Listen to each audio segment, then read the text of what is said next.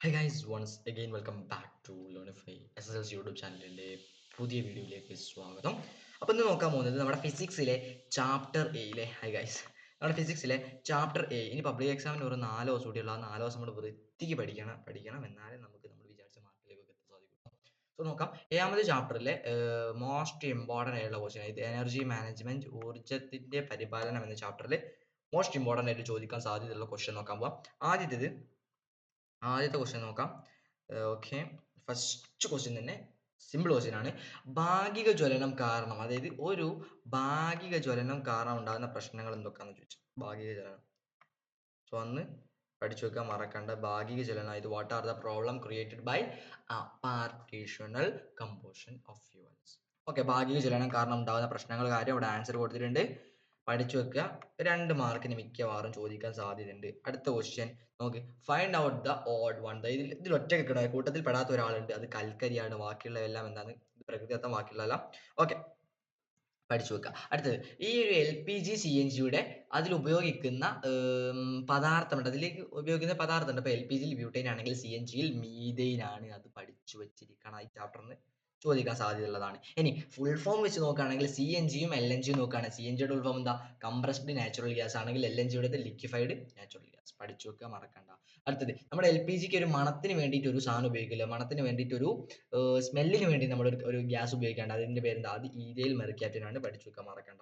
അടുത്തത്, ഈ coke, coal tar, coal gas എന്നിവ ഏത് ഫോസിൽ എന്നതിൽ നിന്നാണ് കിട്ടുന്നത്?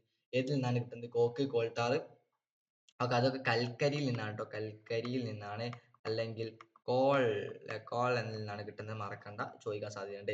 ഇനി അടുത്ത് നോക്കി, ഇവിടെ തന്നിട്ട് find out the from the first groups give reason. ഇത് വായുവിന്റെ സാന്നിധ്യത്തിൽ ചെയ്യുന്നതാണല്ലോ, കോക്കും കോൾട്ടാറും കോൾ ഗ്യാസും ഒക്കെ മറ്റൊന്ന് വായുവിന്റെ സാന്നിധ്യത്തിൽ ചെയ്യുന്നത്. അതുകൊണ്ടാണ് പീറ്റ് ആണ് ഇതിൽ കൂട്ടത്തിൽ പെടാത്തത്. നമുക്ക് 1 മാർക്കിനൊക്കെ ചോദിക്കാൻ സാധ്യതയുണ്ട്. അടുത്തത്, peat and lignite are two among them, what are the other two? അതായത് പീറ്റും ലിഗ്നൈറ്റ്, അതായത് കൽക്കരിയെ 4 ആക്കി തരംതിരിക്കൽ. പീറ്റ് ലിഗ്നൈറ്റ് ആണെങ്കിൽ ഒന്ന് ആന്ത്രസൈറ്റും ബിറ്റുമിനസ് കോളും കേട്ടോ. ആ ഒരു കാര്യം പഠിച്ചേക്കാം. അമോണിയ, കോൾ ഗ്യാസ്, അതെല്ലാം ഓക്കെ. ഏതിന്റെ അടിസ്ഥാനത്തിൽ ഇവ തരംതിരിച്ചിരിക്കുന്നത്? ഇവ കാർബൺ അല്ലെ, കൽക്കരിയിലെ കാർബണിന്റെ അടിസ്ഥാനത്തിലാണ് തരംതിരിച്ചിട്ടുള്ളത്. കൽക്കരിയെ സ്വേദനം ചെയ്താൽ കിട്ടുന്നത്, കൽക്കരി എന്തിന്റെ സ്വേദനം ചെയ്താൽ? വായുവിന്റെ സാന്നിധ്യത്തിൽ, അതായത് ഇൻ പ്രസന്റ് ഓഫ് എയർ, എയറിന്റെ സാന്നിധ്യത്തിൽ പ്രസന്റ് ചെയ്താൽ ammonia, coal gas, coal tar, coke എന്നിവയാണ് കിട്ടുന്നത്, മറക്കണ്ട.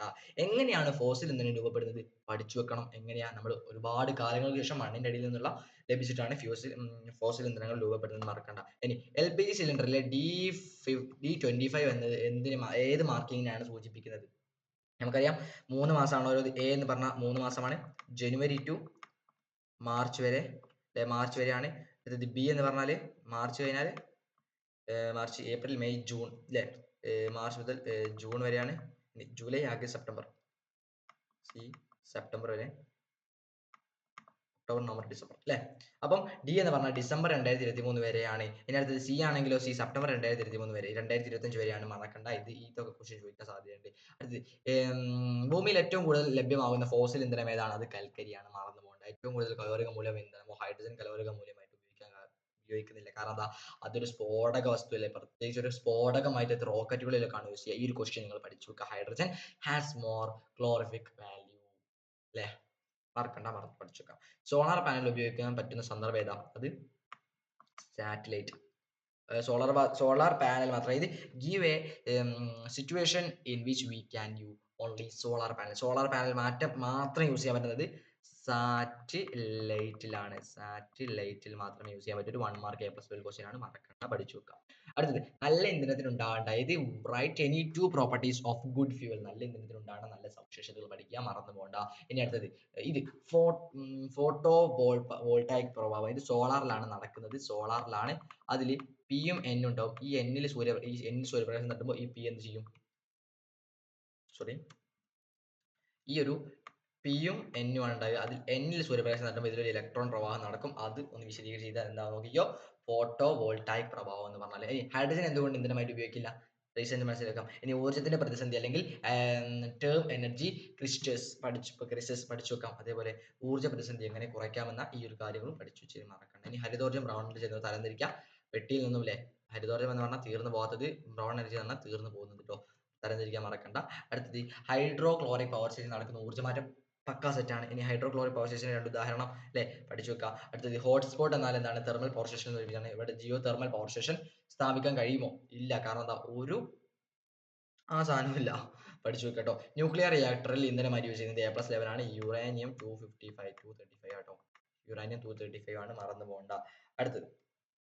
സോ ഇത്രയും ക്വസ്റ്റ്യൻ ആണ് നമുക്ക് ഈ ഒരു 7ാമത്തെ ചാപ്റ്ററിൽ നിന്ന് പക്ക ആയിട്ട് നമ്മൾ പഠിച്ചു വെച്ചിരിക്കേണ്ട ക്വസ്റ്റ്യൻസ്. ഈ ഒരു ക്വസ്റ്റ്യൻ നിങ്ങൾ സെറ്റ് ആക്കിയതിനു ശേഷം മാത്രം എക്സാം ഹോളിലേക്ക് നിങ്ങൾ കയറാൻ ശ്രമിക്കട്ടോ. സോ ഇപ്പൊ തന്നെ പഠിച്ചാൽ നമുക്ക് വൃത്തിക്ക് ഓരോരോ സബ്ജക്ട് വൈസ് ആയിട്ട് നമുക്ക് മെല്ലെ മെല്ലെ പഠിച്ച് പെർഫെക്റ്റ് ആവാം. സോ എന്ത് ചെയ്യുക, മാക്സിമം ആളുകളിലേക്ക് വീഡിയോയുടെ ലിങ്ക് ഒന്ന് ഷെയർ ചെയ്ത് കൊടുക്കുക. അതേപോലെ സബ്സ്ക്രൈബ് ചെയ്യാത്തവരാണെങ്കിൽ സബ്സ്ക്രൈബ് ചെയ്യാം. So thank you for watching. Have a nice day. Thank you. പഠിക്കാട്ടോ, നല്ല വൃത്തിക്ക് പഠിക്കുക. നമ്മുടെ അറബിക്കിന്റെ പ്രൊട്ടക്ഷൻ കാര്യങ്ങളൊക്കെ വരുന്നുണ്ട് കേട്ടോ. 36 മാർക്ക് ഷുവറുള്ള കാര്യങ്ങളൊക്കെ വരുന്നുണ്ട്. നമുക്കിനി അടുത്ത വീഡിയോ. Thank you.